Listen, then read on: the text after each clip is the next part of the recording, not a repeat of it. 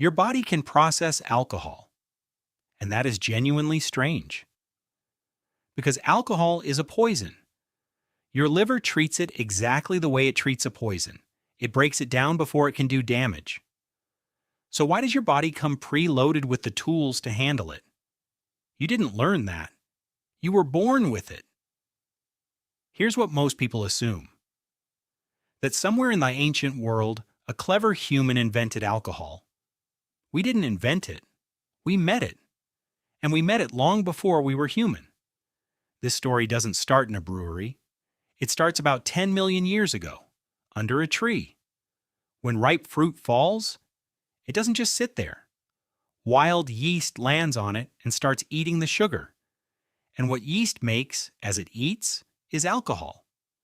So the forest floor was quietly, mildly alcoholic. Nobody brewed anything. It was simply there. And around this time, our ape ancestors were spending more time on the ground, which meant they were eating that fruit. Now, most animals can't cope with that. Alcohol makes them clumsy.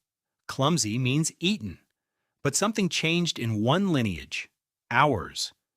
Researchers traced a mutation in a gene called ADH4, an enzyme that breaks down alcohol. Roughly 10 million years ago, it changed. And the new version worked about 40 times better.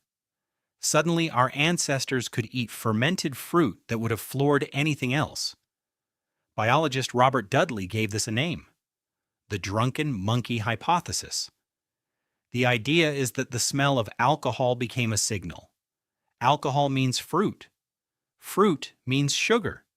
Sugar means calories. So the apes drawn to that smell were the apes that found food and survived.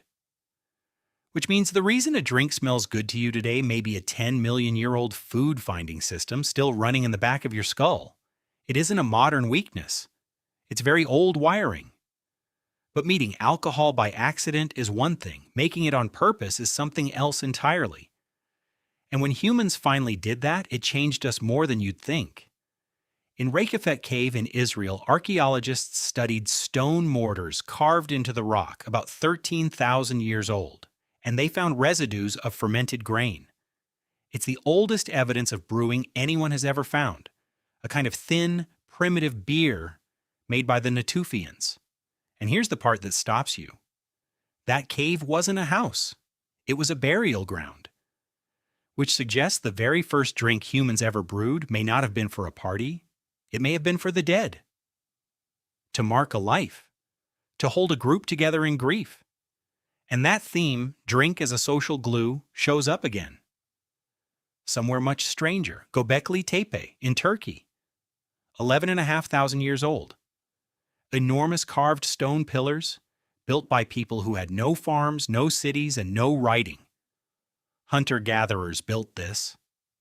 Hundreds of them, gathering at one site to haul multi-ton stones. And among the ruins are stone vats, some big enough to hold 160 liters. Some researchers think those vats held fermented drink, and that the site hosted enormous feasts. People came together, worked, ate, and drank, which raises a question that genuinely unsettles archaeologists. You were taught the story like this. Humans domesticated grain to make food. Food made farms. Farms made civilization. Some researchers think we have that backwards. Wild wheat is a miserable food. It's tiny, it's hard to grind, and it barely fills you. But if you soak it and let it ferment, it works beautifully. So the hypothesis, debated since the 1950s, goes like this. Maybe we didn't domesticate grain to eat it. Maybe we domesticated it to drink it. And if that's true, then farming, villages, laws, cities, the whole thing, may have started because humans wanted a reliable way to get drunk together. I want to be honest with you. This is a hypothesis, not a fact. Plenty of researchers disagree. But nobody disputes what happened next, because it happened everywhere. At Jiahu in China about 9,000 years ago, chemist Patrick McGovern analyzed residue inside old pottery. He found the traces of a fermented drink, rice, honey, and fruit. It's the oldest alcoholic drink ever chemically identified.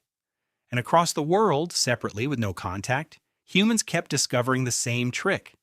Grapes, grain, honey, milk, cactus. Whatever was around, someone fermented it, which tells you something. This wasn't a fashion, it was a need. So picture a night 12,000 years ago, a fire, a stone pit full of something bubbling and sour, and two groups of people sitting in the same circle who do not fully trust each other. Someone drinks first to show it's safe. The cup is passed, shoulders drop, someone tells a story, someone laughs too loudly, someone sings. And by morning, those two groups are not strangers anymore. That is what this stuff did. Alcohol lowers your guard. In almost any other context, that is a fatal flaw. But for a species whose survival depended on cooperation, it was a tool. It let strangers become allies. It sealed alliances, marriages, treaties, funerals. It made 100 people willing to haul stone for a temple.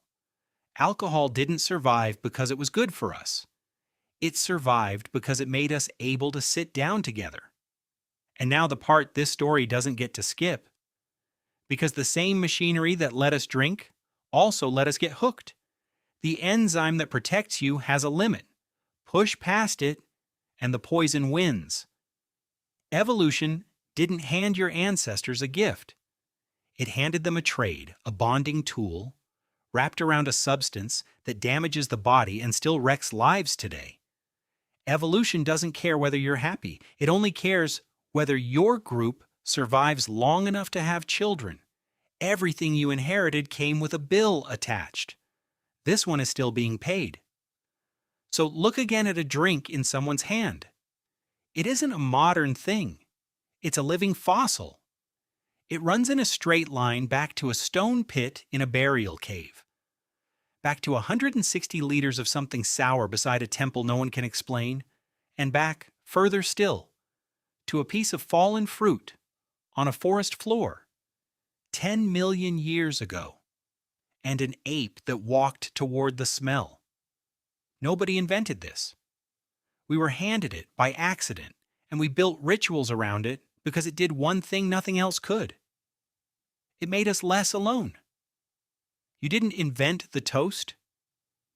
You inherited it from people who needed a reason to sit in the same circle and found one.